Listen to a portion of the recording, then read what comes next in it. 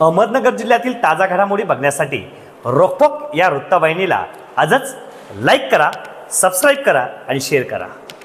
कोपरगाव शहरात नाशिक येथील लाचलुचपत प्रतिबंधक विभागाच्या पथकाने मोठी कारवाई केली आहे।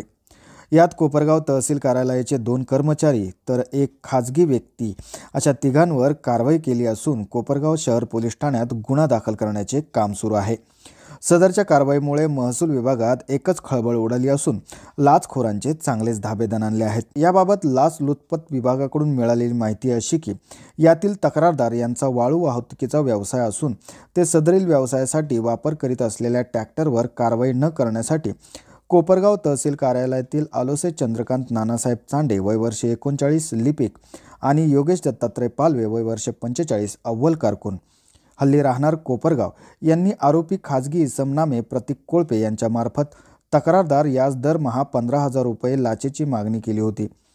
तक्रारदार यांना लाच देण्याची इच्छा नसल्याने त्यांनी लाचलुचपत प्रतिबंधक विभाग नाशिक येथे तक्रार केली होती। त्यावरून दिनांक 6/12/2024 रोजी पंचासमक्ष केलेल्या पडताळणीत कारवाईत लिपिक चंद्रकांत चांडे यांची तक्रारदार यांच्याकडे पंचासमक्ष 15,000 रुपये लाचेची मागणी केली व मागणी केलेली लाचेची रक्कम खाजगी आरोपी इसम नामे प्रतीक कोळपे यांच्याकडे देण्यास सांगितले। त्यामुळे तक्रारदार यांनी खाजगी इसम नामे प्रतीक कोळपे यास संपर्क केला असता त्याने लिपिक चांडे यांनी मागणी केलेली लाचेची रक्कम स्वीकारली। त्यानंतर आरोपी पालवे व चांडे यांना फोनद्वारे आरोपी खाजगी इसम प्रतीक कोळपे यांनी 15,000 रुपये लाचेची रक्कम स्वीकारल्याबाबत सांगितले असता चंद्रकांत चांडे व योगेश पालवे यांनी खाजगी इसम प्रतीक कोळपे या सदर लाचेची रक्कम स्वीकारल्यास संमती दिल्यामुळे आलोसे व आरोपी खाजगी इसम यांच्या विरुद्ध कोपरगाव शहर पोलीस स्टेशन येथे भ्रष्टाचार प्रतिबंधक अधिनियम 1988 ची कलम 7(7)(अ) व 12 अन्वये गुन्हा नोंद करण्याची प्रक्रिया चालू आहे।